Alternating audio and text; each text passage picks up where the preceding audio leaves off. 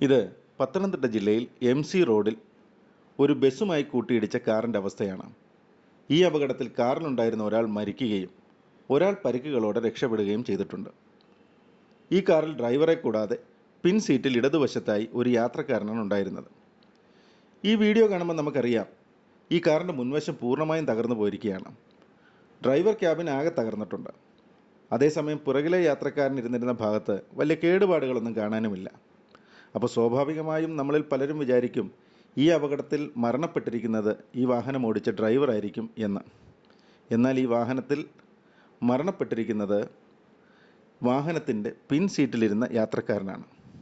ഇതെന്തുകൊണ്ടാണെന്ന് ചോദിച്ചാൽ ഈ വാഹനത്തിൻ്റെ ഡ്രൈവർ കൃത്യമായി സീറ്റ് ബെൽറ്റ് ധരിച്ചിരുന്നത് കാരണം ഡ്രൈവർ ക്യാബിൻ പൂർണ്ണമായി തകർന്നിട്ടും പരുക്കുകളോടെ അദ്ദേഹം രക്ഷപ്പെട്ടു.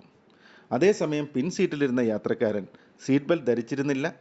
അതുമൂലം അപകടം സംഭവിച്ചപ്പോൾ അദ്ദേഹത്തിൻ്റെ ശരീരം കാറിൽ ഉള്ളിൽ തന്നെ എടുത്തെറിയപ്പെടുകയും കാറിൻ്റെ വിവിധ ഇടങ്ങളിൽ തട്ടിയും തെറിച്ചും ഉള്ളിലെ ആന്തരിക അവയവങ്ങൾ തമ്മിൽ കൂട്ടിയിടിച്ചും അപകടം മാരകമായി.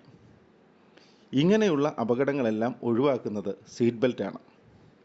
ഓർക്കുക, നിങ്ങൾ ഏത് സീറ്റിൽ യാത്ര ചെയ്യുമ്പോഴും സീറ്റ് ബെൽറ്റ് ധരിക്കുന്നത് നിയമപരമായും ശാസ്ത്രീയമായും ആവശ്യമാണ്. സീറ്റ് ബെൽറ്റ് നമ്മുടെ ജീവൻ രക്ഷിക്കുക തന്നെ ചെയ്യും.